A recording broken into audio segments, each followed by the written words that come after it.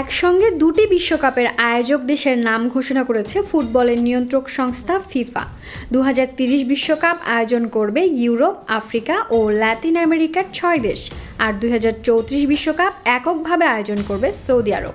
আজ ভার্চুয়ালি অনুষ্ঠিত বিশেষ ফিফা কংগ্রেসে সদস্য দেশগুলোর ভোটে আসর দুটির আয়োজক চূড়ান্ত করা হয়।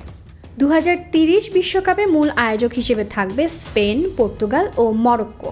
আর ফিফা বিশ্বকাপের শতবর্ষ পূর্তি উপলক্ষে টুর্নামেন্টের শুরুতে একটি ম্যাচ আয়োজন করবে উরুগুয়ে, আর্জেন্টিনা ও প্যারাগুয়ে। দুই আসরের 7 আয়োজকের মধ্যে সৌদি আরব, পর্তুগাল, মরক্কো ও প্যারাগুয়ে আগে কখনো বিশ্বকাপের ম্যাচ আয়োজন করেনি। বিবিসির খবরে বলা হয়েছে, আজ ফিফার ভার্চুয়াল কংগ্রেসে ভিডিও লিঙ্কের মাধ্যমে 211টি সদস্য দেশের প্রতিনিধিরা অংশগ্রহণ করেন। বিশ্বকাপের আয়োজক শতবর্ষ উদযাপিত নিয়ে দুটি ভোট হয়।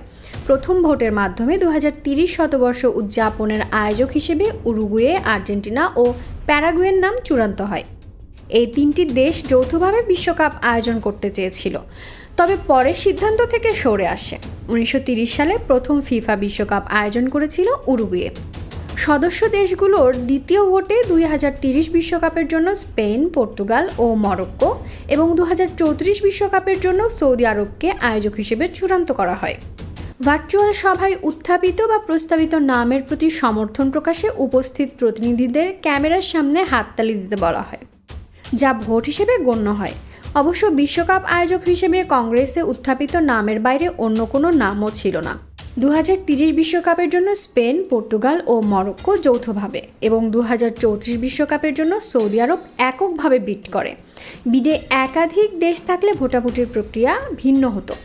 দুটি আসরের মধ্যে 2034 বিশ্বকাপের আয়োজক নিয়ে ফুটবল বিশ্বে আলোচনা সমালোচনা চলছিল বেশ কিছুদিন ধরেই।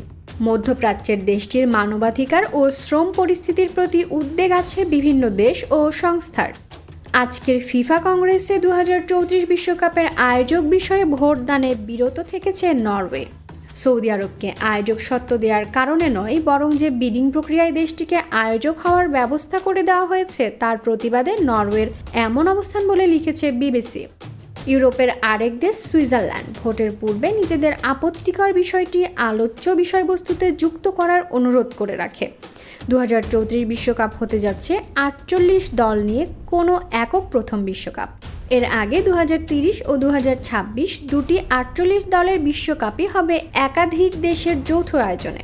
এছাড়া সৌদি আরব হতে যাচ্ছে বিশ্বকাপের আয়োজন করা এশিয়ার চতুর্থ ও মধ্যপ্রাচ্যের দ্বিতীয় দেশ। এর আগে 2022 আসর আয়োজন করেছে কাতার, 2002 আসর যৌথভাবে আয়োজন করেছিল দক্ষিণ কোরিয়া ও জাপান। সো ভিউয়ার্স, 2022 সালের বিশ্বকাপ তো আর্জেন্টিনা জয় করে নিয়েছে। 2026 এবং 2030-এর বিশ্বকাপ কে অর্জন করবে বলে আপনি মনে করেন? কমেন্ট সেকশনে জানাতে ভুলবেন না।